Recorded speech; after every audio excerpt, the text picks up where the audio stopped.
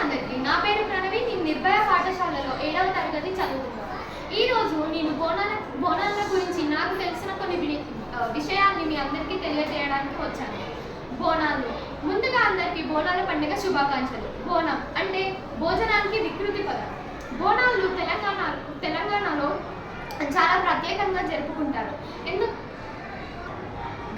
ఎంతో ప్రత్యేకంగా జరుపుకుంటారు.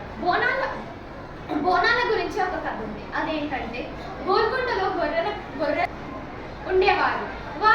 ప్రతి ఆషాఢ మాసం వచ్చేసరికి ఆ గొర్రెలు చనిపోతూ ఉండేవంట. ఎందుకంటే వర్షాకాలంలో వ్యాధులు ఎక్కువగా సంభవిస్తాయి కాబట్టి. అయితే వాళ్ళందరూ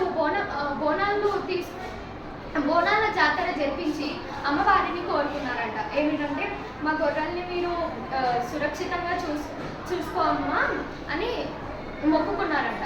దాని తర్వాత నుంచి ఆ గొర్రెలు చనిపోవడం ఆగిపోయాయి. అందుకే మొదటిగా బోనాలు గోల్కొండలో జరుపుకుంటారు.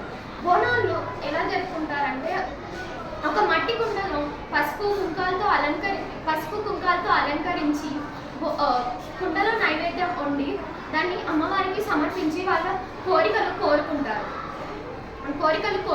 ధన్యవాదాలు.